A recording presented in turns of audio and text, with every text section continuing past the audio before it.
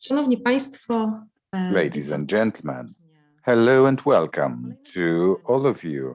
This is the Consecutive Health and Environment Alliance meeting.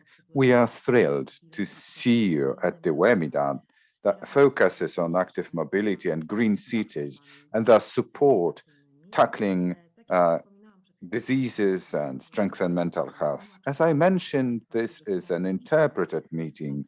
So if you want to make use of the interpretation option, you'll find the bottom screen button to choose between the languages. Choose between the two languages available. My name is Weronika Michalak, and I'm head of HEAL department in Poland. On behalf of our team, I'd like to say a very warm welcome. Anne Stauffer, Deputy Director and Strategic Director of the main Brussels-based division. Hello and welcome. We have Joanna Brzezińska, Health and Transport Consultant, Mr. Jacek Karaczyn, Communication Specialist, and a very warm welcome goes to the interpreters, Sonia and Paweł. And a very, very warm welcome to all the speakers that you are going to meet just in a second. Today's meeting relates to the association between air pollution, something that's been in the center of our attention, including HEAL, and chronic diseases. We are going to see the latest research results that indicate this relation between illnesses, health, mental well-being, and dirty air. The latter is a very important aspect we attach attention to. We want to tell you about access to green areas, nature access, increases mental and physical resilience, and we mainly speak about inhabitants of the city because they'll be in the scope of our discussion. Hello to our panelists. The first person, the first speaker, this has been a recorded version of the presentation. Dr. Michał Brzeziński was unable to join us in person. He is Gdańsk Medical University and Polish Health Program representative. So active mobility and then the so-called green cities, how they render support for children's activity. Obesity and diabetes will also be referred to in the course of the presentation because these two states are very important for children. Malinka States from European Health Network will be speaking about air pollutions and heart diseases, as well as European Heart Network recommendations with regards cardiovascular and heart diseases, anything that is related with their subject. Dr. Isabel Braithwaite from University College London will hear about air pollution versus mental health, and I have been informed that she'll be joining us after like 30 minutes. She's not with us yet. And we have Dr. Michał Jaszkiewicz, Gdańsk University representative, speaking about urban greenery and nature on mental resilience of the inhabitants. Welcome to all of you. Thank you for joining our meeting. Ladies and gentlemen, a word of introduction. The chronic diseases, respiratory cancers, non-communicable diseases, these are most proliferate diseases in the world. They take the toll of death. In European Union, this is 500,000 premature deaths, and they consume a vast majority of European Union spendings on health services, 110 billion euros a year. So what do we want to pay attention to? Chronic diseases, well, mental diseases can also be included. Mental well-being problems aggravate. There are specific groups that are prone to these that have been singled out. Children suffer more and more. I believe that the pandemic's time has been very difficult for all of us. including those present here. So we need to think what kind of changes should be introduced in the world we live in, how we should change our cities to make them a better place to live, so that we no longer live in polluted and mal-designed city areas which impede our mental health, which deteriorate our mental well-being. It has been highlighted by Hill, but also World Health Organizations. These are one of the greatest threats.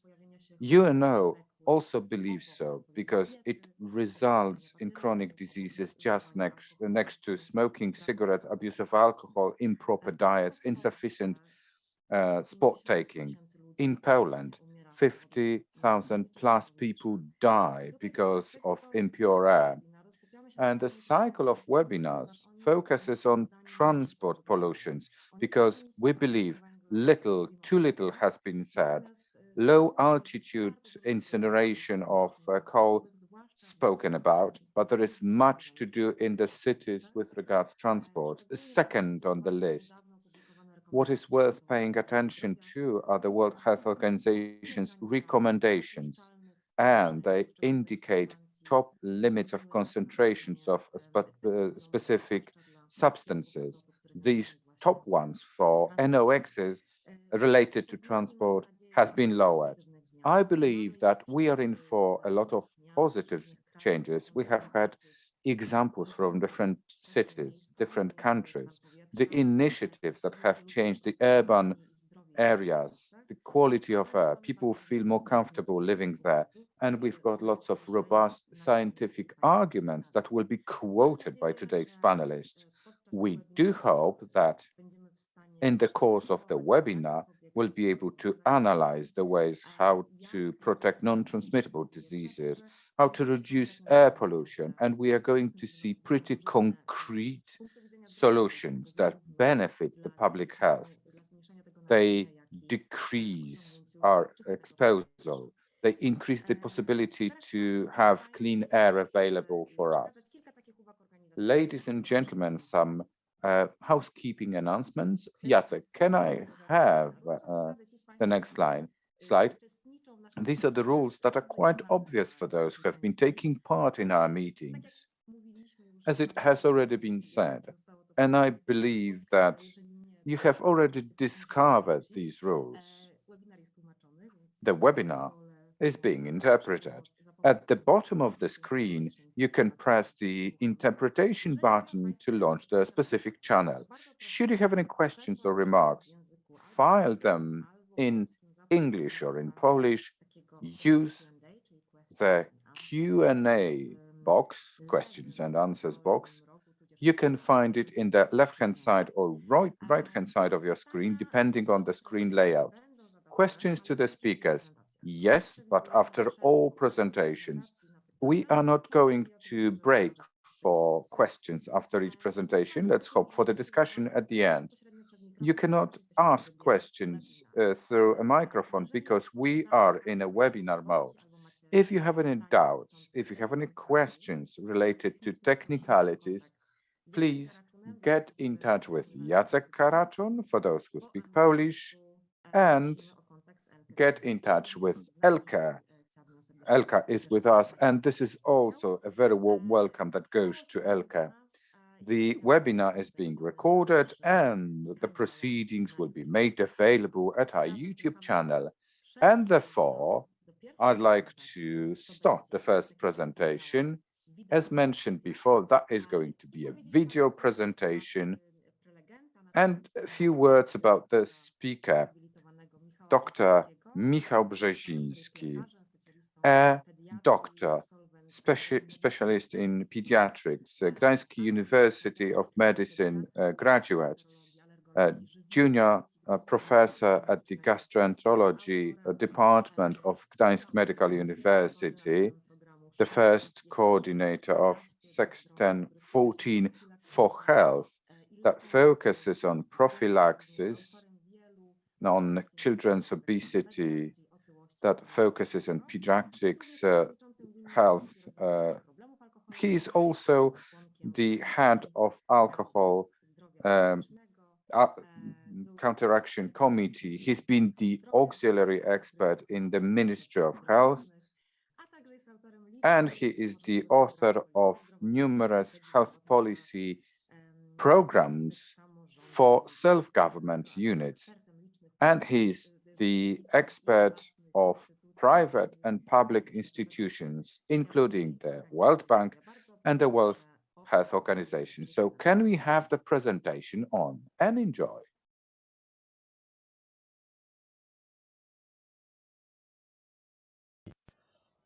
Dzień dobry, witam Państwa bardzo serdecznie. Good afternoon, ladies and gentlemen. I'm Michał Brzeziński.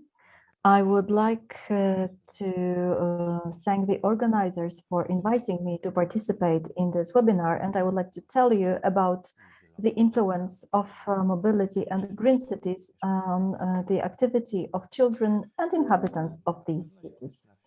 Physical activity among children is the topic that seems quite obvious. The World Health Organization for many years has been emphasizing that children aged 5-17 should spend at least 60 minutes every day on moderate to vigorous intensity physical activity. It means every day. The children should be tired, should get exhausted through physical activity, meaning PE at school, as well as additional physical activity that they spend indoors and outdoors. Any kind of physical activity over the 60 minutes means an additional benefit for the children's health.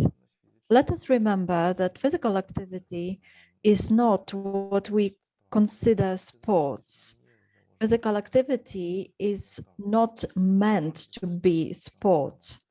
Sport is a specific form of physical activity which is focusing on competition, winning, or improving your stamina. However, as a rule, physical activity is supposed to support our body and promote its health.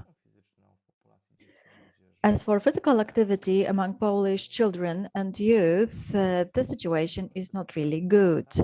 Looking at the data from research carried out for the period of last 30 years,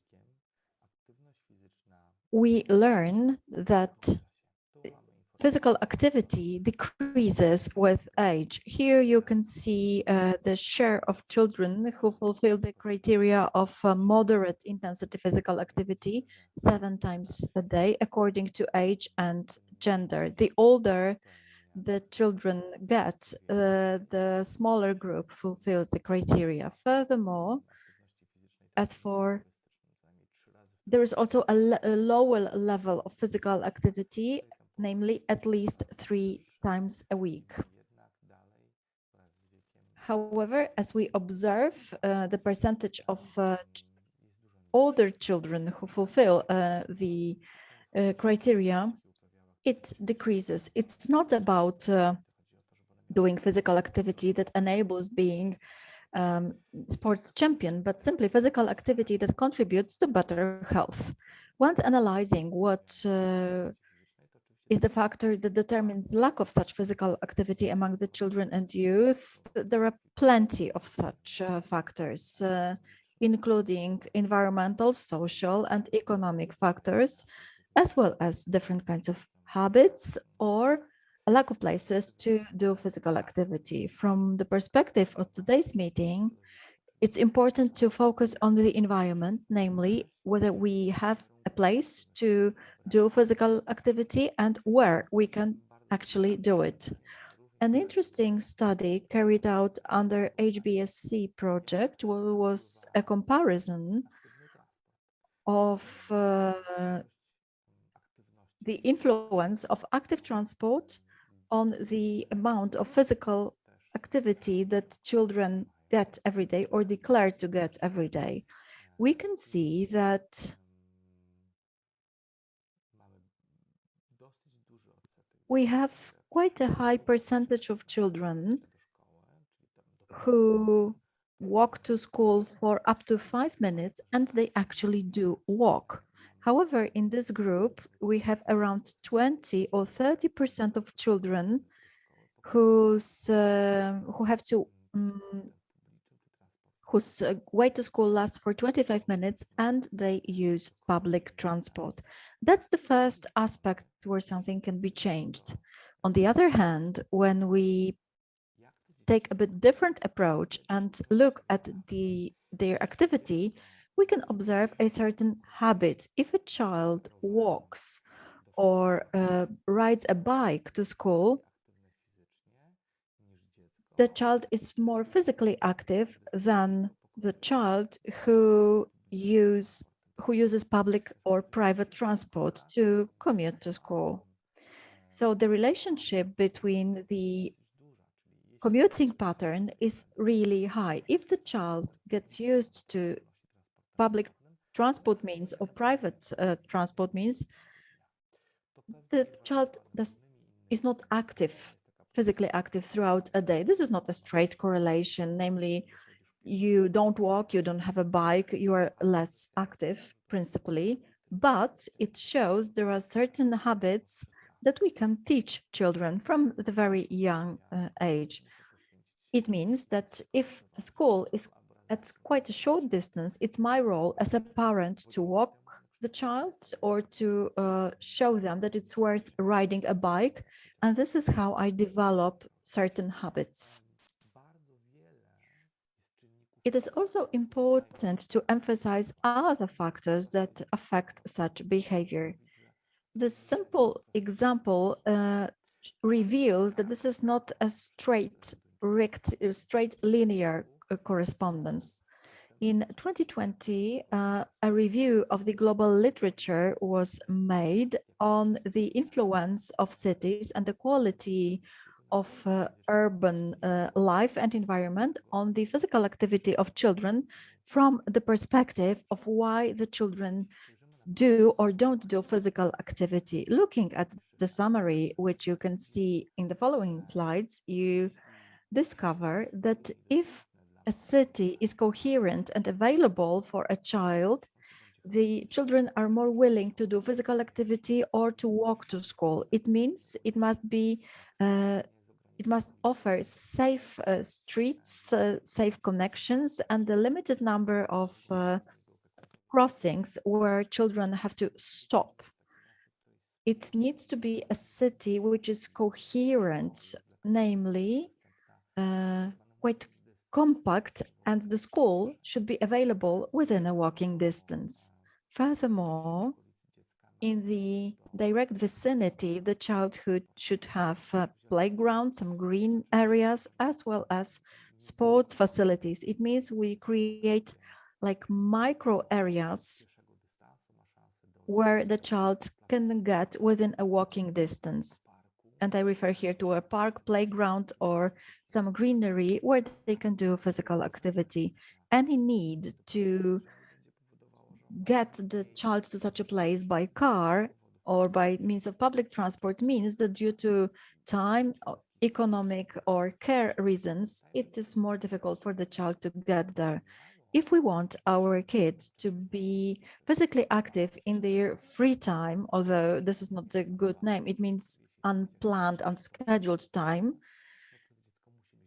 the child needs to have certain availability. In every residential district, there must be some leisure area where the child could do physical activity. Typically, the playgrounds which are available in the residential districts do not fulfill the criteria, especially in new modern residential districts. These playgrounds are quite small and cover the areas of around 20, 30 or 40 square meters with only a slide or seesaw or a swing. This is not a place to do physical activity. Furthermore, we need to ensure safety. If we mean the location of a school, it needs to be situated in a place that is safe for a child. Only then can parents decide to let the child go on their own. it's very important from the parent perspective to feel certain that the child can safely walk or ride to school. It should be located in a place where some public transport is available. Otherwise, parents have to transport kids to school. Parents' perception can also be falsified nowadays. They often feel that the streets are not safe enough or roads are not safe enough and that they have to drive the kids by car. However, based on data, we learned that only few children take part in different kinds of accidents on the way to school. So we as parents are not so willing to let our children discover the opportunities and build their self-reliance. This is our constraint, our internal constraint. Let us remember that zebra crossings or crossroads are nowadays more safer than they used to be in Poland. The level of safety in areas where the speed limit is lower, and this is a common case in many towns or cities where the speed is limited to 30 or 40 kilometers per hour in built-up areas, it means that these areas are safer. We also need to remember that for a child, any kind of constraint is a real barrier. They need to understand them and learn how to cross them, whether it's a street, underground passage, or crossroads. We as parents need to be ready to let our children participate in such traffic. Some examples are what we call walking buses, invented at the end of 1980s, which became highly popular then.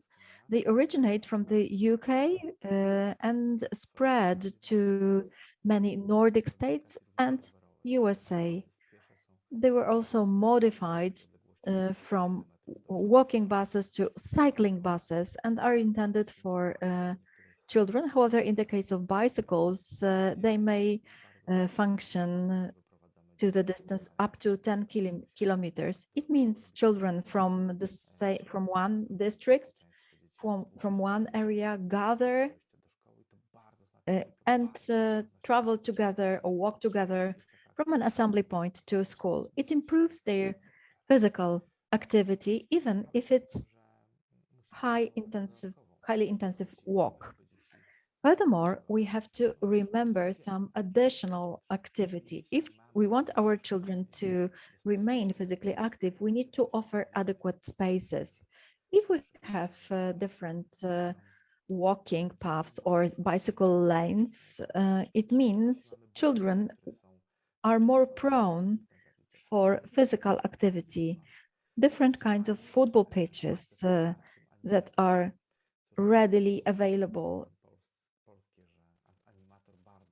Also, Polish research revealed that if there is a facilitator, children are more willing to use such spaces. Furthermore, if these places are available until late hours and not closed when the school closes, the children can go there until evening. Combined with a facilitator and infrastructure, they can become attractive places to visit. Combined with the urban tissue, building safety and building space, will we be able to boost physical activity of all children in the city or in the town, not only those who have sufficient financial resources and whose parents have enough time to take them there, but for all children who are deprived of such parental and economic resources. Another important factor that Okay, let me just mention, this is a short summary, the two most important reports, the Danish one, which is recent, developed last year, and the World Health Organization's report that describes how cities have to change to improve the physical activity of their inhabitants. We must not forget environmental pollution and its impact on physical activity. These are only correlations, but we clearly see that the higher environmental pollution level, the higher level of obesity and lower level of physical activity. We can mention both indirect and direct correlation here. We don't know how strongly it is, how strong it is, because the data need to be gathered for many years. The direct impact means that we observe that low emission causes different kinds of processes and can be of endocrine influence on our endocrine system, or it can substitute some hormones, but also we must mention indirect influence, where low altitude emissions in autumn and winter limits our outdoor physical activity, and it is indispensable to build our stamina and reduce the risk of cardiovascular diseases. So air pollution is really bad and has overlapping bad influence. Consequently, it is reflected in different areas, such as economy, comorbidities, because comorbidities will also reduce physical activity, and consequently, it will increase obesity, which is like a plague of the 21st century, including the youngest ones. Ladies and gentlemen, I'm sorry for extending the time intended for my presentation. However, I do hope that I managed to put in a nutshell all the most important pieces of information concerning smart cities and cities that focus on the well-being of their inhabitants and physical activity among children. Should you have any questions, I'll be available for you. Thank you very much. Thank you very much for this presentation, Doctor. As I said, I cannot do it face in face because it has been a recorded presentation. Doctor has left a contact data. We've got an email address. We'll be ready to share it should you have any questions. He was unable to sit on this panel today. I believe this has been a very interesting future-proof because there is a plethora of aspects that have been addressed. They are of great gravity when it comes to physical and mental development of children.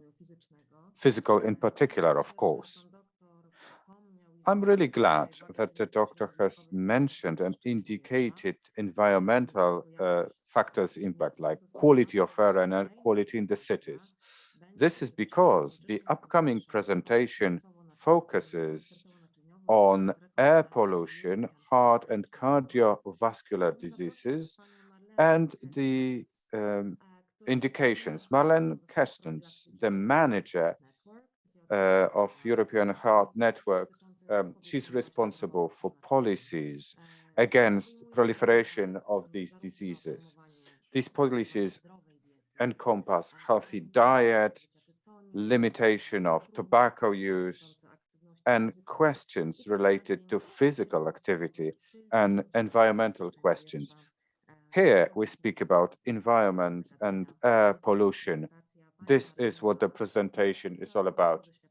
Marlene boasts more than 15 years experience in networking, in working in the European Heart Network. Political sciences graduate. Marlene, thank you very much for joining us. We are so happy that you are with us, and the floor is yours. Thank you. Let me just, I'm sorry, share my screen. Okay, there we go. So I work for the European Heart Network, and I am the manager responsible for prevention activities, as mentioned by the moderator of this session before. This means I do not only deal with air pollution or with physical activity, I also deal with topics such as unhealthy diets, tobacco smoking, and alcohol. But today we will focus on physical activity and on air pollution. Let me briefly introduce the European Heart Network to you. We are a Brussels-based alliance of foundations and associations, heart foundations, heart associations, and we work in the field of fighting heart disease and stroke. And since a couple of years, we also have a section focusing on advocating patients' interests, cardiovascular patient interests, that is throughout Europe. Just to give you an idea about the burden of cardiovascular disease, or as it is abbreviated here, CVD, is the main cause of death in the European Union, but also worldwide. And in the European Union, it kills 1.8 million people annually. It is not just the main cause of death, it is also a major cause of disability. In Europe, 85 million people live with CVD. Of those, almost 49 million live in the European Union. 49 million people in the European Union live with cardiovascular diseases. That is more than the total population of a country like Poland, for instance. What is even more important, what does it cost? CVD is, the cost of CVD is extremely expensive. It is estimated, this is an estimate because we do not have exact figures here, that the cost of cardiovascular disease is 210 billion euros every year. And that is the cost in the European Union alone. That is more than the total EU budget. I can give you more detailed figures in case you are interested, but you can find them in our publication on cardiovascular disease statistics. There is a specific section on the cost of cardiovascular disease for countries in the European Union there as well. Just to give you a few figures for, and I've highlighted those for Poland because it helps to compare to see where your country is situated. The top section is for men and the bottom section is for women. You see here ischemic heart disease, stroke, and other cardiovascular diseases.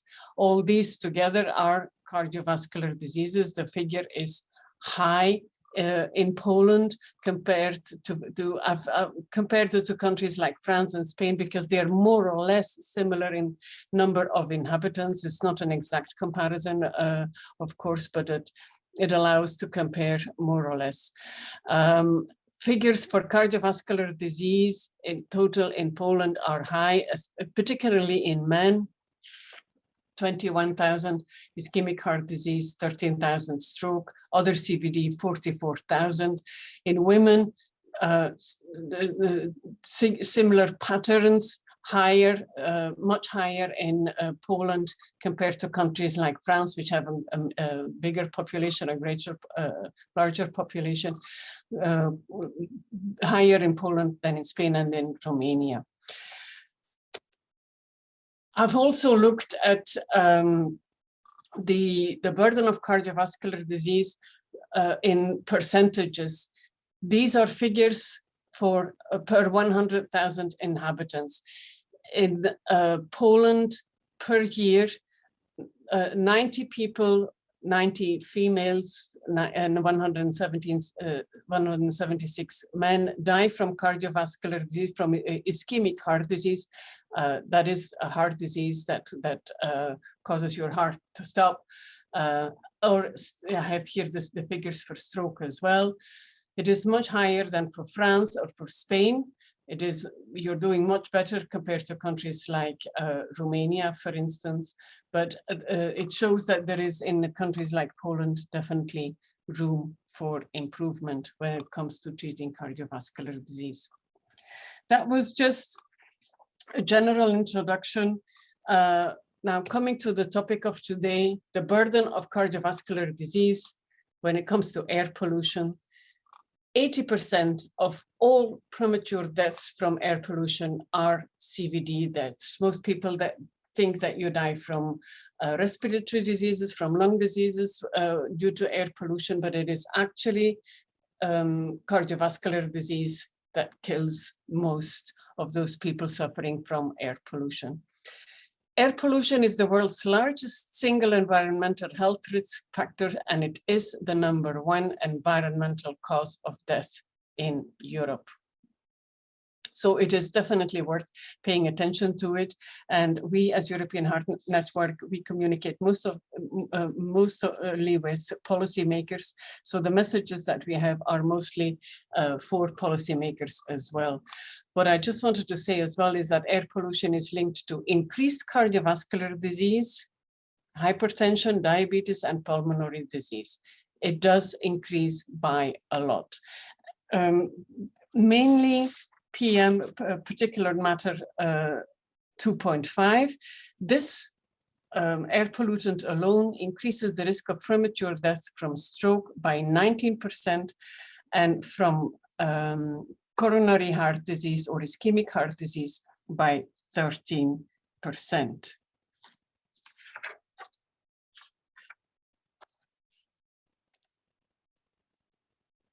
In the European Union, more than 400,000 people die from coronary heart disease and stroke because of air pollution. These are figures from 2013. I've been looking for more recent figures, but it is very hard to find these figures. Air pollution does not just affect coronary heart disease and stroke, it also increases heart failure, it increases cardiac arrhythmias, it increases out-of-hospital cardiac arrest, it increases thrombosis, venous thromboembolism, and atherosclerosis. So basically it affects almost all cardiovascular diseases. It is impossible now to talk about any disease without talking about the impact of COVID as well. And if we now see the impact of COVID, considerable number of people who die from it are hospitalized, are COVID-19 patients, are people with cardiovascular diseases. It increases blood clots, and it increases blood clots, notably in young people. It causes stroke in young people. So it is definitely worth looking at this. Cardiovascular disease is the most common comorbidity in deceased COVID-19 patients. We have a lot of stories of kind of like missing heart attacks, people who were not able to go to hospital anymore because of the confinement rules. So people had heart attacks but didn't reach the hospitals in time. The other aspect was that for fear of CVD, for fear of COVID, CVD patients did not go to hospitals or that their due operations were postponed, etc. There is also one good message when it comes to COVID and CVD. During the lockdown, there was less air traffic, less road traffic, and therefore better air quality. And COVID-19, the fact that people had to stay home, there were also many encouragements for people to be much more physically active. However, whereas we saw the less air traffic, less road traffic in the beginning of COVID, no longer do we see these effects at the moment.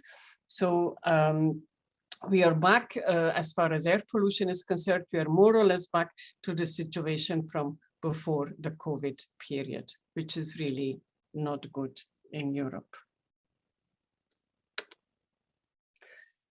This brings me also very briefly to the aspect of CVD and physical activity. We have heard a lot already on children and physical activity from the previous presentation, physically active people definitely have a lower risk of dying from cardiovascular disease or developing clinical events related to cardiovascular disease. And the good news is that physical activity is beneficial when taken up at any age. So not only at the young age, you can start at any age, but the maximum benefits accrue from a lifetime of being active.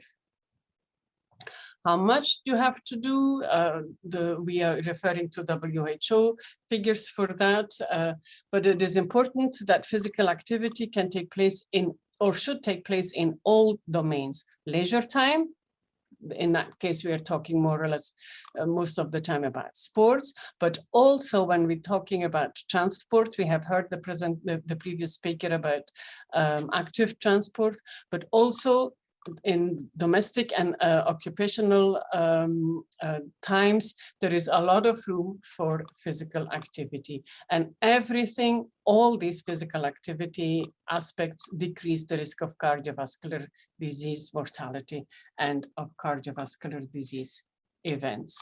So the more we move, the better it is for the heart. Physical activity has a beneficial effect on the development of atherosclerotic plaques, on the vascular and blood circulation of the heart. It improves the metabolism of the heart. It has an effect on the autonomic regulation of the heart, and it has a positive effect on other organs and tissues. So all this thanks to doing a bit more of physical activity. Within Europe, there is a large difference in prevalence of physical inactivity, and therefore physical activity as well, between countries. It is estimated that 12% of people in Moldova are inactive, but 40% in Serbia. That the trend in Northern European countries is better than the trend in Southern European countries. It is also a fact that physical activity varies greatly across countries and even within regions. And this suggests that factors that influence inactivity should be dealt with at national, subnational, or even local community level. This is where the policies for physical activity are needed to increase physical activity. Who should act? People can, of course, do their individual exercise and can look at it from an individual point of view. But when we see air pollution, this goes well beyond the control of individuals. We need policymakers to act here. And we demand action by cities in the form of urban planning, as well as national and international policymakers. Transport, for instance, plays a role, but also energy, waste management, building, the way your buildings are constructed, the way your agriculture is organized. All these policies together have an impact on air pollution. All these policies together have an impact on whether people are able to do physical activity or not.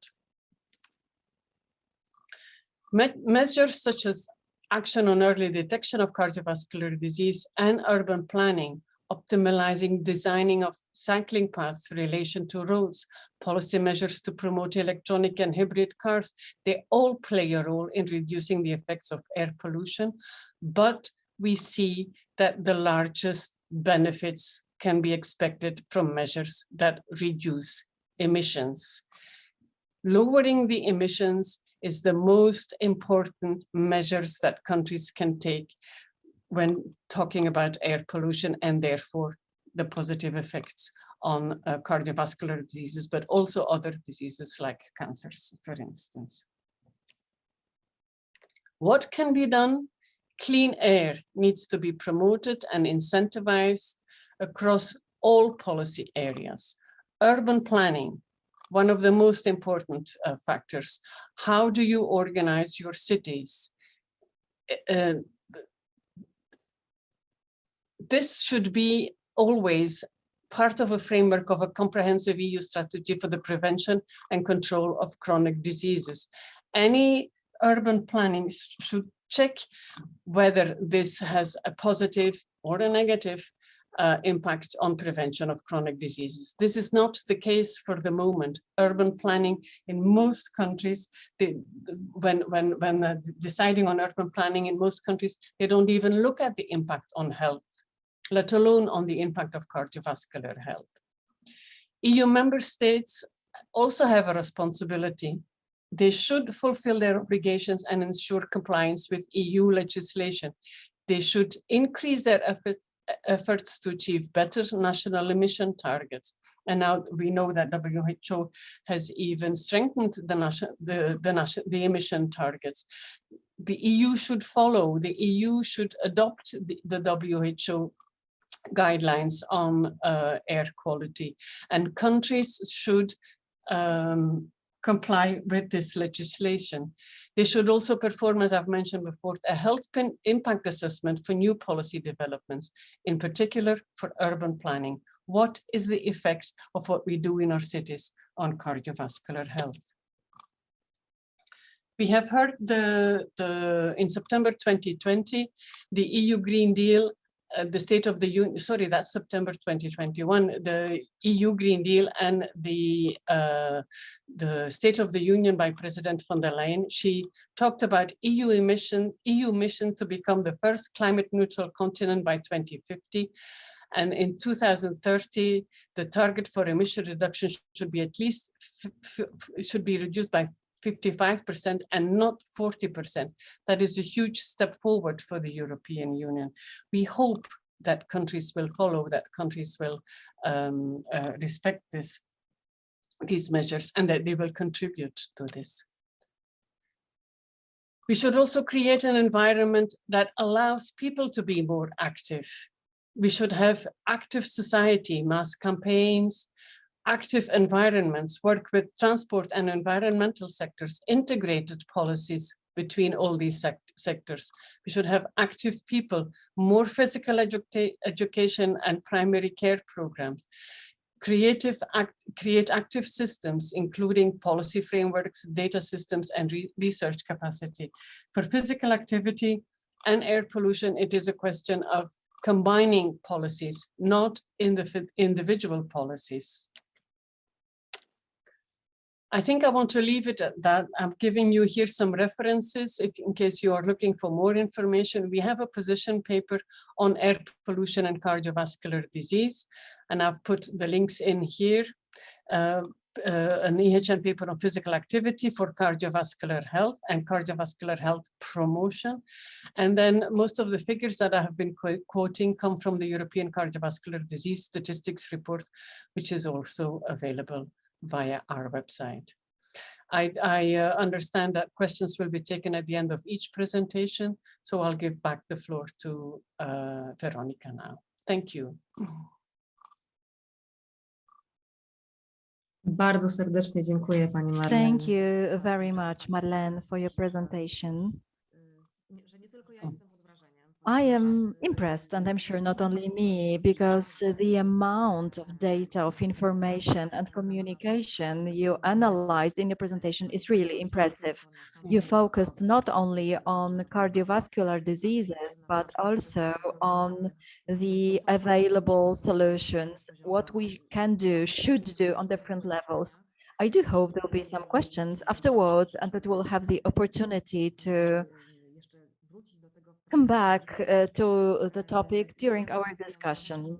I am always terrified when I hear such information related to the influence of environmental pollution on health. During such presentations, we see statistics, but we know it applies to humans. It applies to us, to our families, our children, people with whom we share our lives. So the information about premature deaths or comorbidities, apart from being statistical data, translate on a lot of human suffering and loss of health. The information about 80% of cardiovascular diseases caused by air pollution, I am convinced that, a lot of people are surprised. That is not correct. It is of air pollution, 80% die from cardiovascular disease. But when you look at the total burden of cardiovascular disease, the cardiovascular disease caused by air pollution is actually only a small part.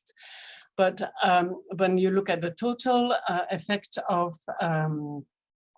diseases caused by air pollution, their cardiovascular disease takes a large part. But so it's a question of, you have to interpret the figures in the correct way. The total burden of air pollution, mostly cardiovascular disease. But if you look at the total of cardiovascular diseases, then air pollution only plays a small part. The pollution, the disease caused by tobacco smoking, caused by unhealthy diets, is much higher than the effect from air pollution. Sorry for that. Nie ma problemu, bardzo dziękuję, ponieważ uważam, że All to jest right, centrum. thank you for interrupting, because it's a very important piece of information. I meant the Yeah. broad context generally. So the topic is extremely important, and thank you very much for the explanation, which is also important for our audience. Air pollution is definitely something that we cannot see, and that's why it's so Yeah. hard to combat. So now I would like to give the floor to our next speaker, that will be about some health problems that we cannot see, and it's going to be about our mental health.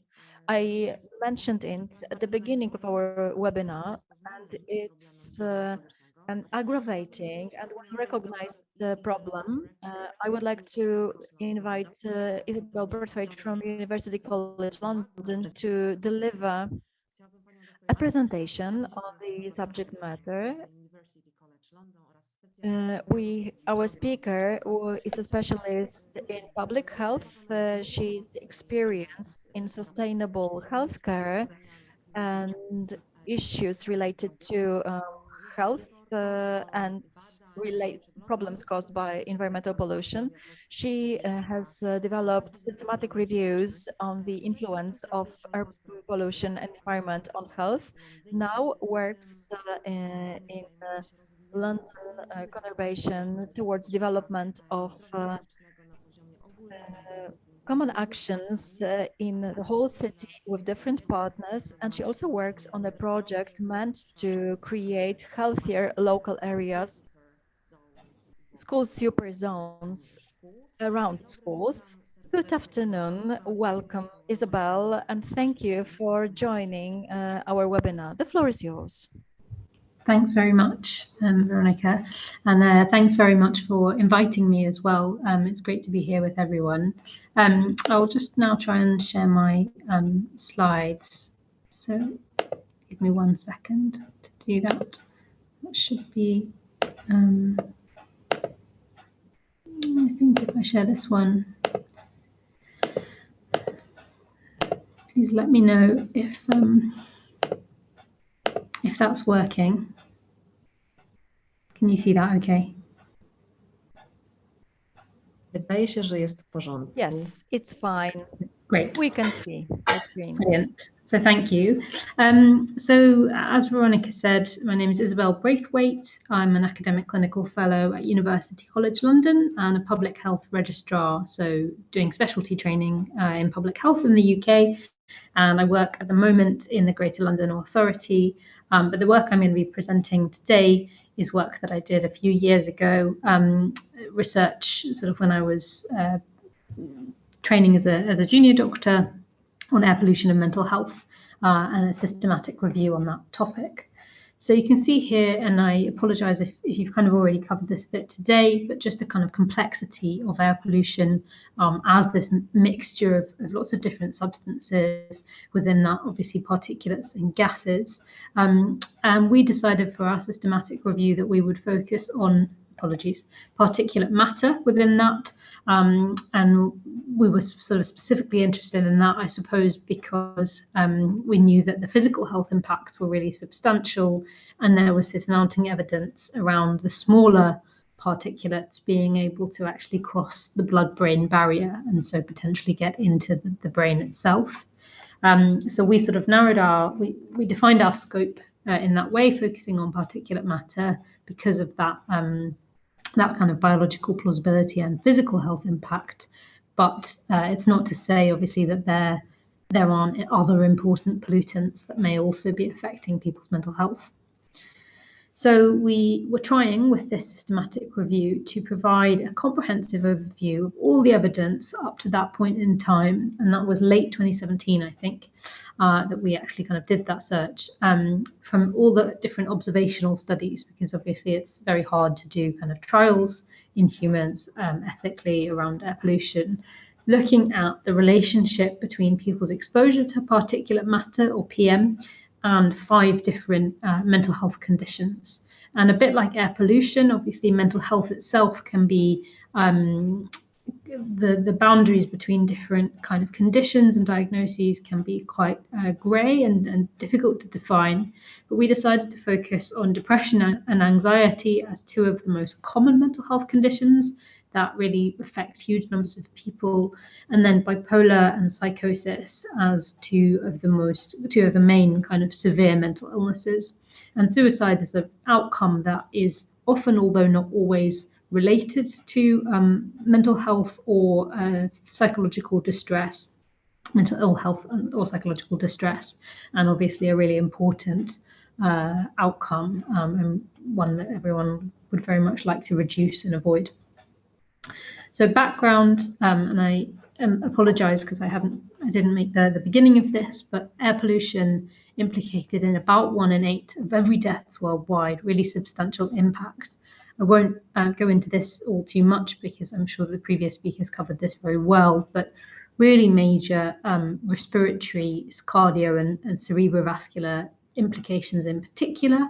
And then this kind of emerging evidence around other impacts on the brain, so cognitive development in children and cognitive decline or dementia in older people starting to emerge, but less well studied, potentially kind of slightly more insidious impacts on those kind of outcomes. And then the equity dimension of this. So obviously there are people who are more susceptible by virtue of their age, their health conditions, but also their socioeconomic circumstances. And that was, I think, a big part of what we wanted to kind of look at in this, because we know that urban areas and particularly deprived areas often face worse mental health. So we were wondering, might air pollution be playing a role in that, along with other factors that people experience? And the fact that this was kind of quite an area that was starting to emerge. We were aware of a few studies. We didn't know what else was out there. It hadn't really been looked at systematically. So we took a systematic review approach. I won't spend too long on this, but in essence, we screened nearly 2,000 records, about 1,500 once those were deduplicated. And when we kind of assessed those against our pre-specified criteria for what we would consider eligible for inclusion, we ended up with about 25 studies within 22 different papers. And the kind of reasons that we excluded them were maybe they were studying a slightly different topic, maybe they were a review rather than primary research, maybe particulate matter wasn't really measured, so they used a kind of proxy like living near a main road, or they didn't do any kind of comparison between either different people, different points in time, different levels of exposure.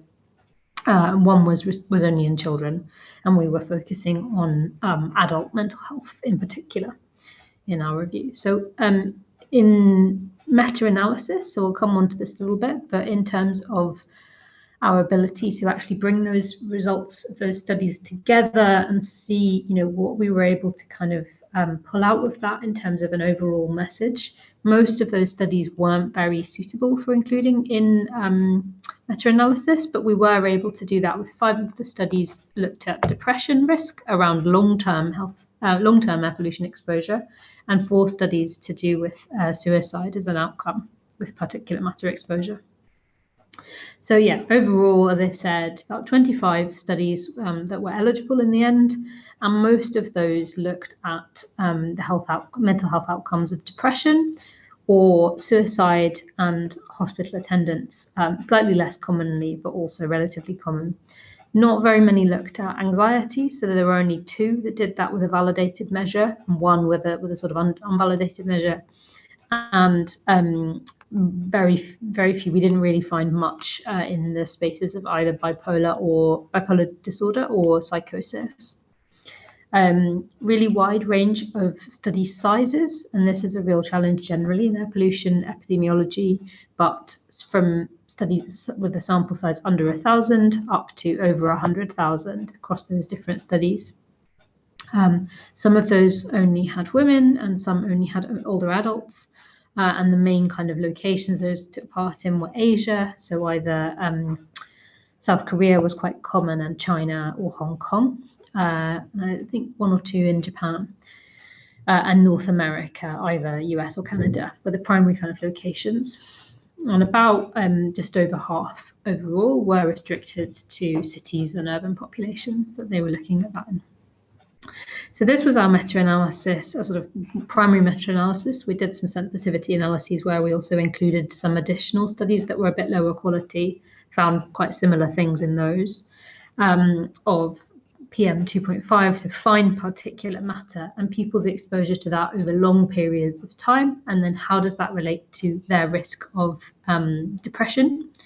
And I think what really the kind of takeaway from this is that whilst overall, when you do statistically look to kind of pool those findings from these different studies, it is a fairly consistent picture of a small, but it was a statistically significant increase.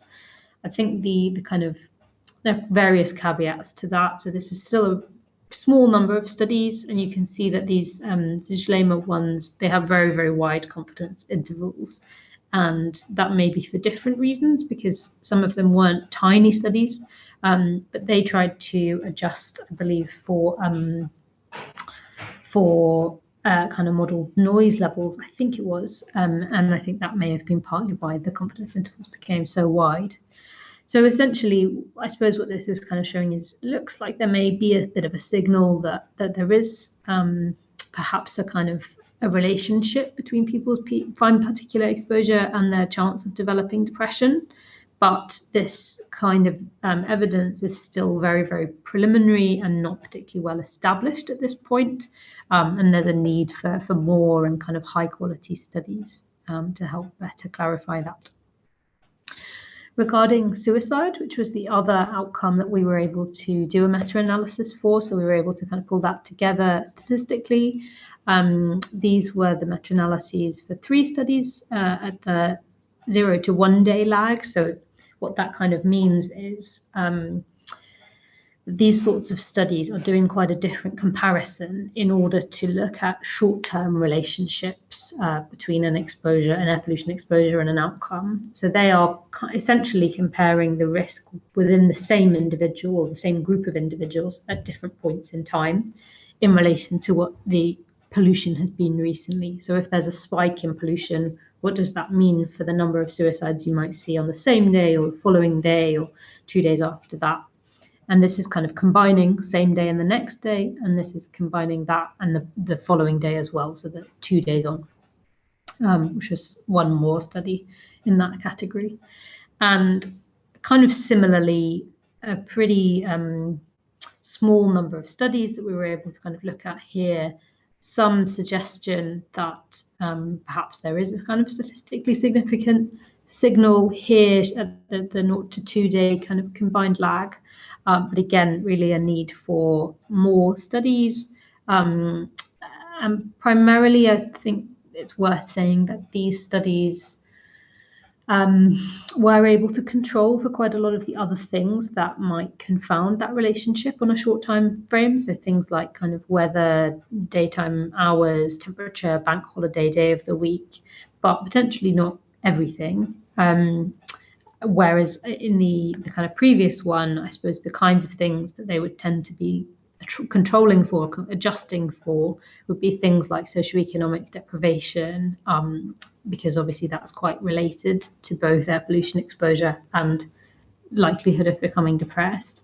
But whilst they kind of control for quite a lot of things in most of these studies, particularly Lin and Pun, which the meta-analysis really drew on more, there are things that are not very well included in these kinds of studies, and that would be things like green space and noise levels. I think are really important in this kind of set of questions, and actually not very well studied at the moment, that relationship.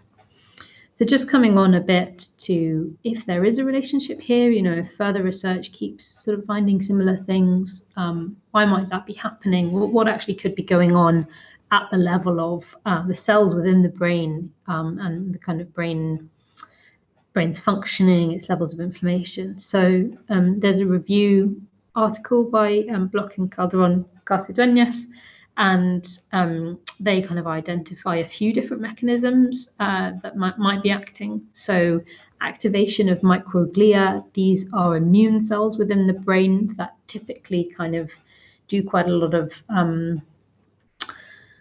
cleaning up, I suppose, of, so they're a bit like the kind of macrophages within the brain. They suck up foreign particles, things like particulate matter or bacteria, viruses. But in so doing, they also kind of release various chemicals that activate that kind of immune cycle and can cause damage to nerves nearby when they're activated. One is potentially that kind of systemic inflammation that you get with high air pollution exposure may also be activating those cells and then kind of creating that cycle of inflammation and damage within the brain. And then the third is about direct damage from those tiny particles or from cytokines causing harm to the nerve cells themselves. And that sort of, I suppose, potentially might underlie some of these relationships if certain parts of the brain are being kind of damaged through that air pollution exposure. And there are some interesting studies looking at the brains of dogs and mice that sort of lend a fair bit of credibility, I think, to the fact that, you know, this is sort of potentially a plausible set of mechanisms that may be acting together. And then there's another kind of line of inquiry, which is about the stress response and the kind of stress hormone system. So this study was a randomized controlled trial, quite an interesting design where they used air purifiers in students' rooms, and people didn't know whether they had a real air purifier or a sham one, and they were kind of swapped it over. And they found that high levels of air pollution exposure within that indoor context were associated with raised blood cortisol, which is a stress hormone.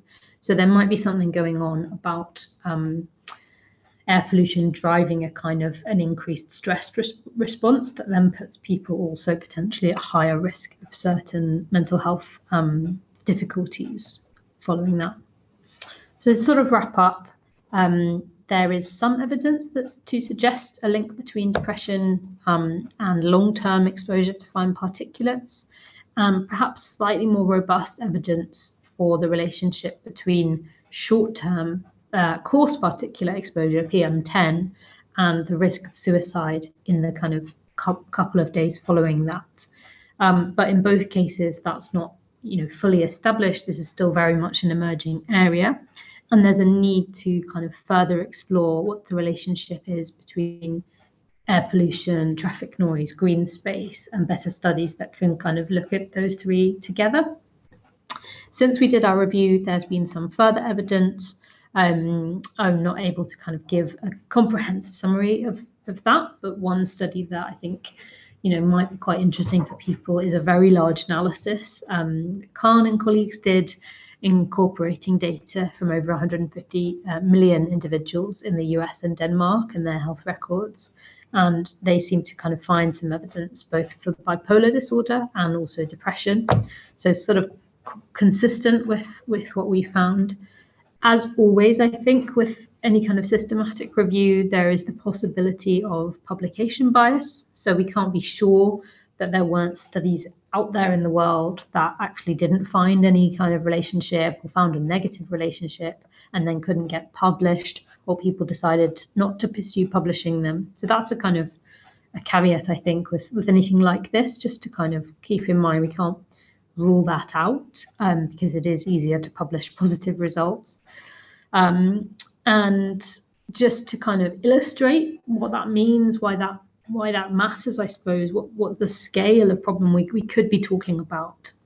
So to just to take you back to this long-term PM2.5 relationship, we've got about a 10%, 10% increase in the odds ratio of depression, and this is for every 10 microgram per meter cubed increase in PM2.5 over a long period of time. And if that was shown to be causal, you know, if that was definitely established as a causal relationship, that would mean that if we were to reduce the global level of exposure to that fine particulate matter from 44 as it was in 2013 to 25, then you could actually potentially see a 15% fall in depression risk. Now, I'm not saying this is what would happen. I'm not saying this has been established, but I think it's just to sort of say, because air pollution in much of the world is actually so high, this relationship we're seeing might be accounting for a fairly substantial burden of depression. However, it's not a sort of confirmed finding at this point. Just to kind of wrap up and continue, air pollution might be quite an important contributor to urban mental health inequalities. For example, including the fact that urban areas, sort of highly urban areas, often see quite high levels of some mental health difficulties. And so there's potential for action to clean up our air to help address those. We need better data, we need stronger research, and particularly the areas that I've kind of highlighted where it could bring together research on pollution, traffic noise, green space, and social deprivation, which is somewhat covered already, might be better done.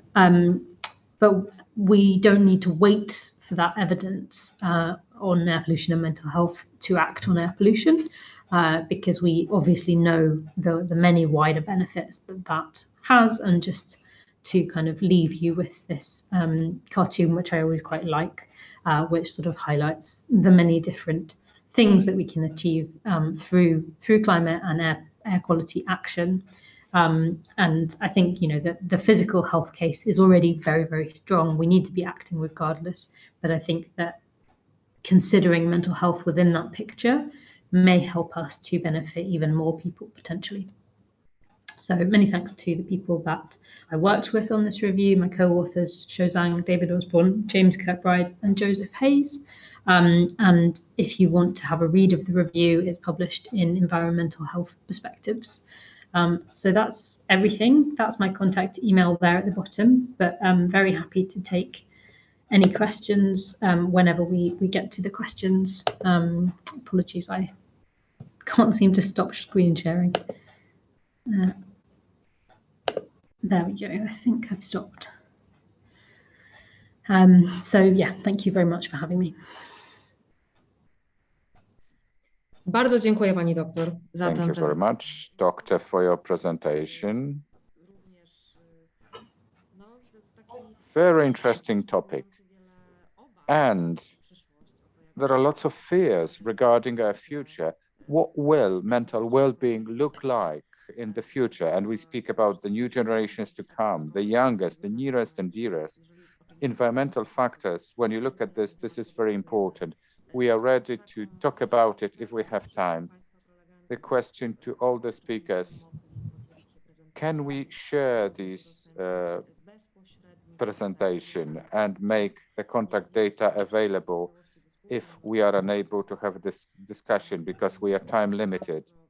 Nonetheless, I'd like to express my profound gratitude for this presentation. And now, last but not least, in this series of presentations, Michał Jaszkiewicz, MD, Professor of Gdańsk University, Impact of Nature on City Inhabitants' Resilience. So it will have a direct reference to all three previous presentations. It will be a kind of punchline, a collective response to the question how green areas in the cities may improve the well-being our mental and physical resilience, abilities. Social psychologists, environmental psychologists, collaborator with the workshop in this field in Gdańsk University. He's been the head of the research group on indicators of health issues, crisis reaction, quality of life reaction, city life reaction. He disseminates the knowledge on mental crises and environmental behavior. He's also the observer and a participant of In City Life. Doctor, the floor is yours, and I hope we will have a moment of time to have a brief discussion to answer questions that may arise. Hello and welcome, ladies and gentlemen. Thank you very much for inviting me. My presentation, we are going to speak about well-being of inhabitants under the influence of greenery. In city greenery and well-being of inhabitants. By evolution, we have been programmed. When in nature we feel that we are soothed, this is biophilic hypothesis by Edward O. Wilson. He indicated that our species has been in contact with nature for most of its history. Our mind was biocentric in its evolution rather than the one that we have now, the machine and technology centric and regulated. This is the result of 2 million years of evolution. And that was the time when we lived in the greenery of Europe, the savanna, the meadowy parts of Europe. So Wilson speaks about innate ability to seek relation with nature and other forms of life. This biophilia hypothesis was included in today's environmental psychology, and there are two theories. We'll be speaking about cognitive behavior and social relations and adaptations. Attention restoration theory created by the Kaplans in 1989. They indicated then cognitive resources are triggered by the presence of natural resources. We can have some kind of distance. Not only do we speak about this in a physical sense, we go on holidays, but we have the content change, something that triggers our mental endeavor burden. So theory speaks about a fascination. So attention that has no burden, which makes it possible to rest for this attention system. We can therefore restore our cognitive resources, capability, focused attention. Referring to the previous presentation that we had in our meeting, it was Professor Brzeziński speaking about walkable areas, the areas designed for pedestrians. Whenever there is less traffic, there is less of what triggers our minds, what creates greater fatigue, what relieves this burden associated with high concentration. So you can rest in the urban area. You don't have to compete with the stimuli that are attention catchers that steal your cognitive powers. Soft fascination is characteristic for this. This is mid-level of attention, focused on aesthetically pleasant stimuli that trigger your reflection.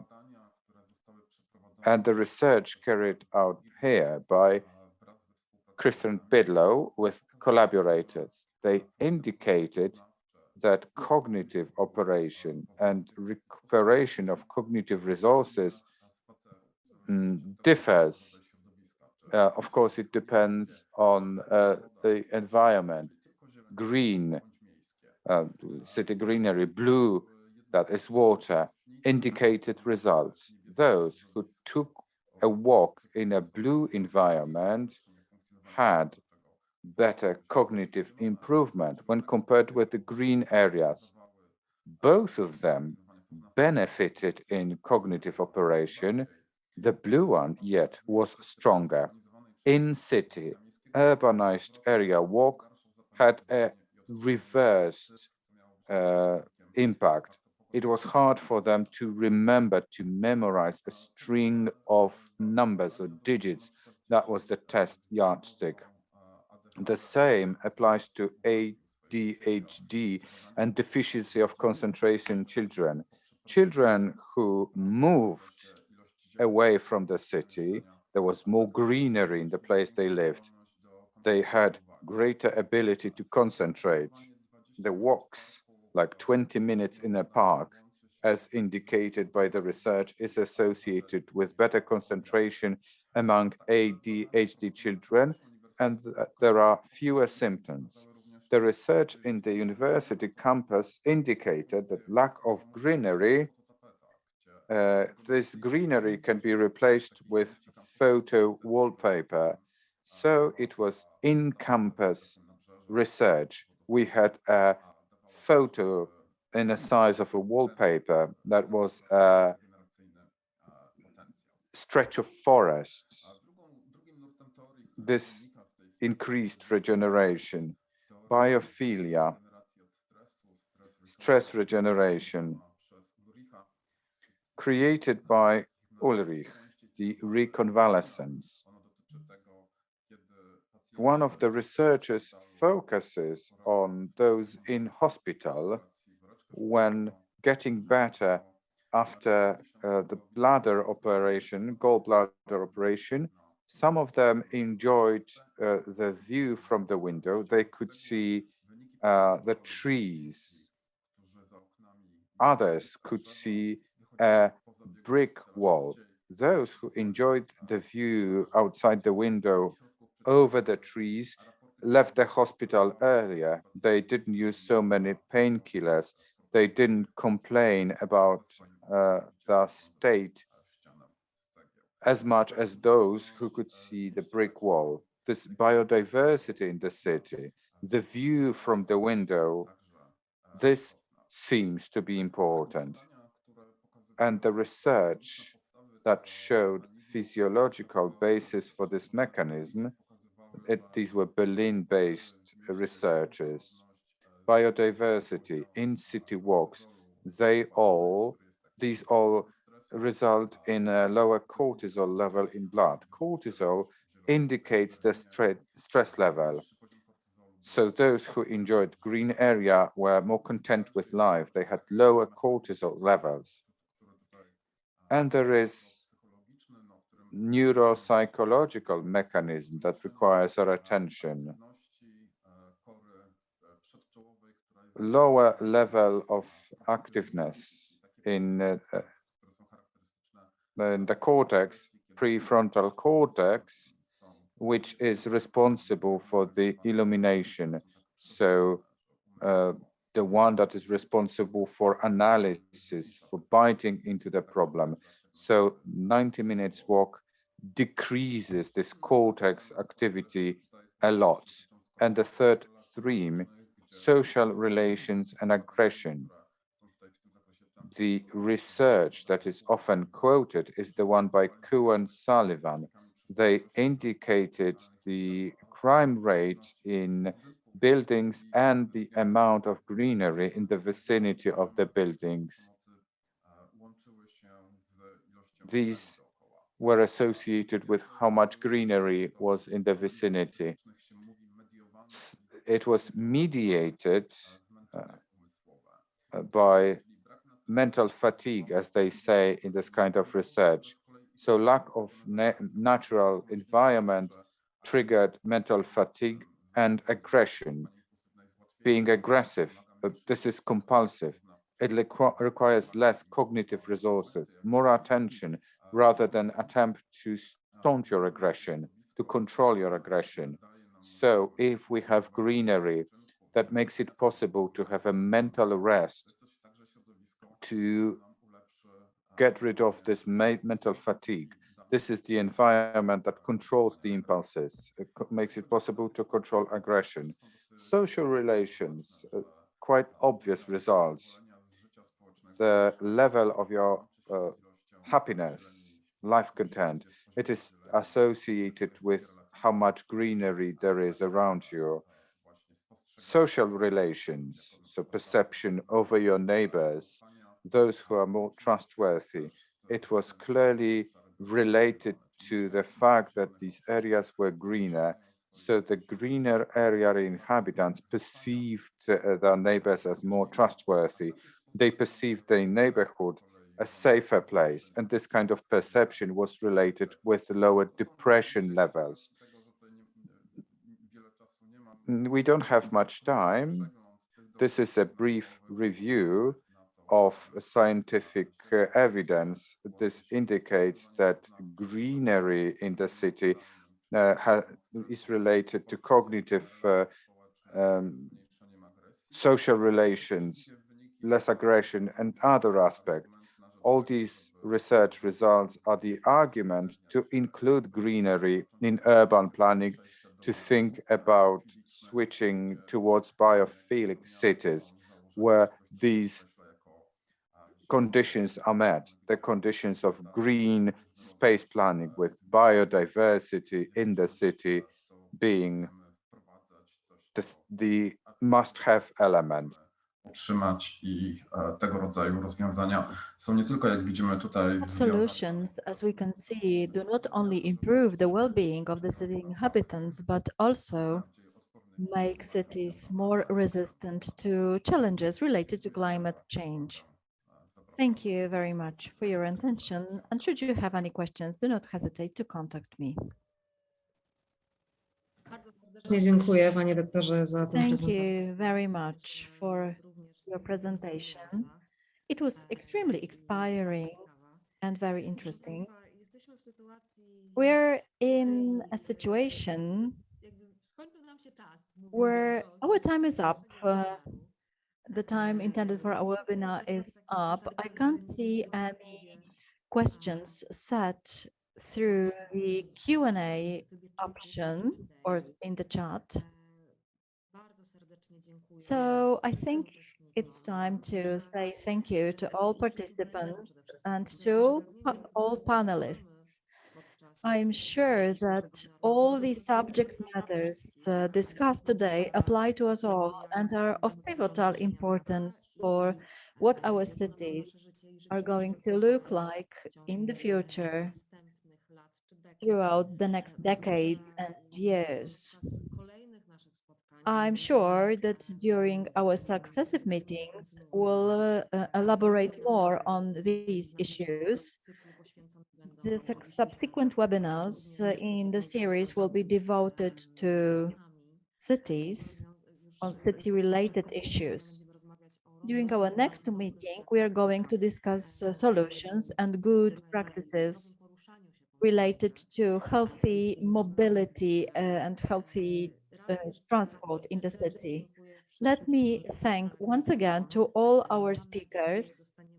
I do hope we'll get their permit to share their presentations with you. If not, we'll respect the decision and we'll be happy to share contact data to our speakers if there are any questions or opinions. I'm certain that each of the presentations contributed a lot to our discussion, especially when it comes to cardiovascular diseases and mental health, which are very important topics for us all in the context of air pollution decrease.